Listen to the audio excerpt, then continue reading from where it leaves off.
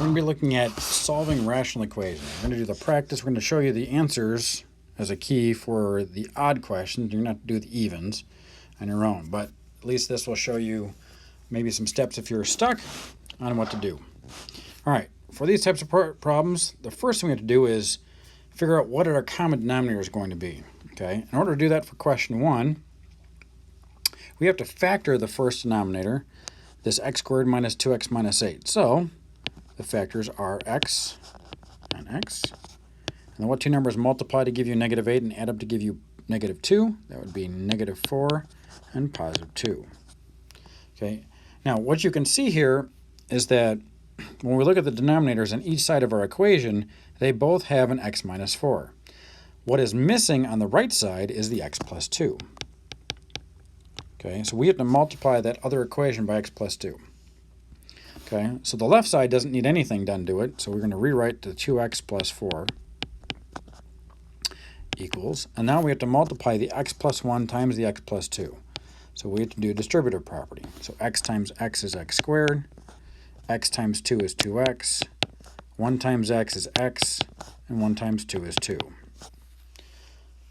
Now what we can do is combine the like terms. We want to move the stuff from the left to the right side because we want to keep that x squared term as a positive term. So I'm going to subtract 2x and subtract 4. So those will go away. We're left with x squared. We have 2x plus x minus 2x gives you positive x.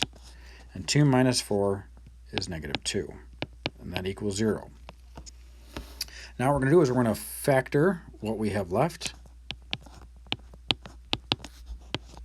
So the two numbers that multiply to give you negative 2 and add up to give you positive 1 would be positive 2 and negative 1.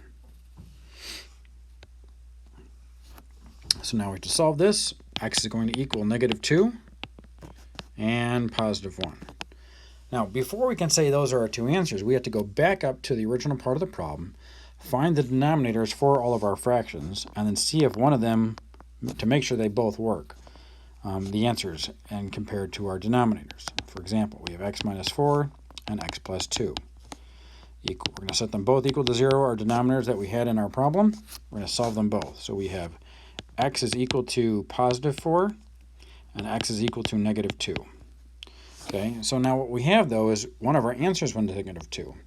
Those two things can't be the same, because if you put negative 2 in for your answer, in the x, that negative 2 plus 2 will give you 0, and we'll have a 0 in our denominator, which would give an undefined problem. So we cannot use negative 2 as an answer. Okay, so your answers cannot equal what your denominators equal. Okay, that's a no-go. All right, so the only answer you have for number 1 is x equals 1. Moving on to number 3. And number 3, we have x plus 3 and x minus 2. Well, what both sides are missing is each other. So on the right side, you're missing x plus 3. On the left side, you're missing x minus 2. So we distribute those terms that we're multiplying to the top with the numbers that are already there. So x times 7 is 7x, and negative 2 times 7 is negative 14. 8 times x is 8x, and 8 times 3 is 24. All right, now we're going to get the like terms on either side, so we're going to subtract the 8x. And I'm subtracting 8x because I like my x's on the left if I can help it. And I'm going to add 14. Okay, so I get negative x is equal to 14 plus 24. It's going to be 38. And I divide both sides by negative 1. And x will equal negative 38. All right, now if you solve both equations as denominators to make sure your answers worked, you have x plus 3 and x minus 2. We set them both equal to 0. And x will equal negative 3 and positive 2. And neither of those is negative 38, so our answer does actually work. Moving on. Okay, in this case, we have 3 denominators this time. But before we can do anything, we have to factor the one on the far right. So we have x and x.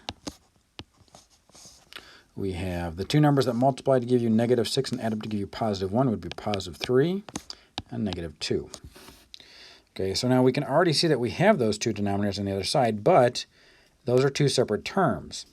So the x plus 3, the first part of it, is missing the x minus 2. The x minus 2 is missing the x plus 3. And our last denominator already has both, so it doesn't need anything. So we're going to multiply -2 times the x minus 2. It gives you -2x plus 4. Plus 3 times x is 3x. And 3 times 3 is 9. That equals 5. All right, so we combine the like terms. -2 plus 3 is going to give you 1. 4 plus 9 will give you 13. Equals 5. And subtract 13 from both sides. So x will equal -8. All right, if we go back to our denominators and set them equal to 0 to make sure that our answer works, we have x plus 3 and x minus 2, both equaling 0. We solve them both. We get x is equal to -3 and +2. Okay, well, neither of those is -8, so this does work.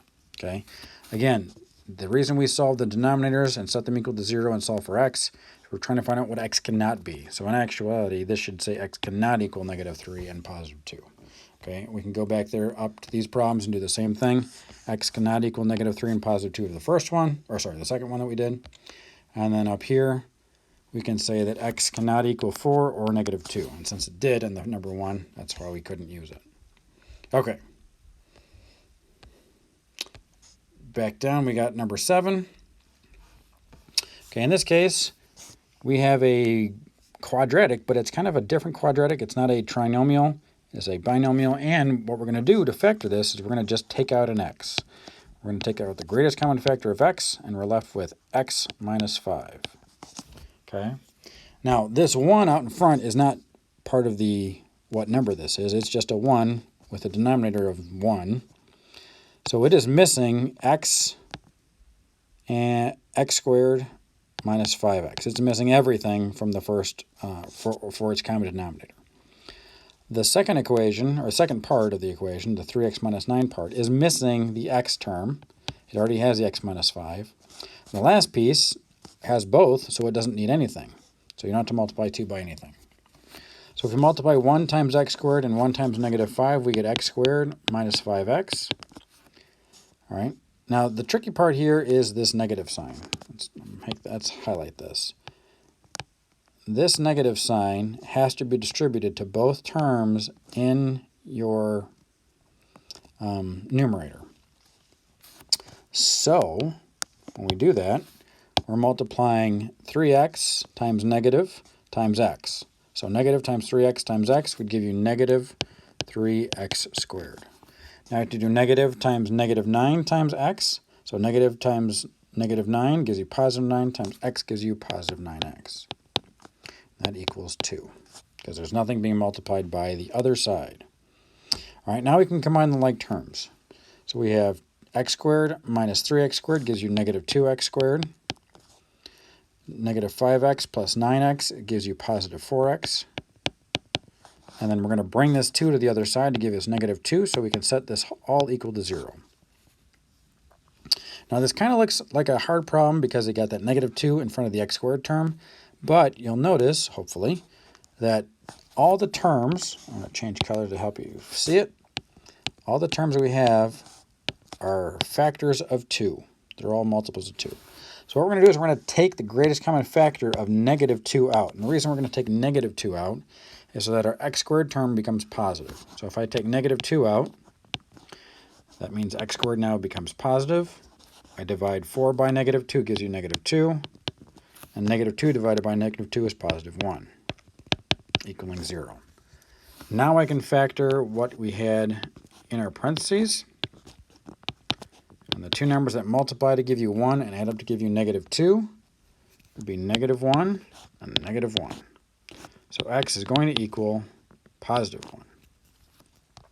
Now if we go back up to our denominator and set both of the pieces of our denominator equal to 0, so we have x equals 0 and x minus 5 equals 0, and then solve them both for x, we're going to get x cannot equal 0 or 5.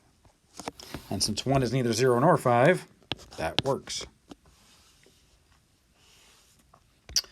And that's it. We are done. So that hopefully helps you to solve these rational equations, and try the other ones on your own, and then as good practice, and then good luck.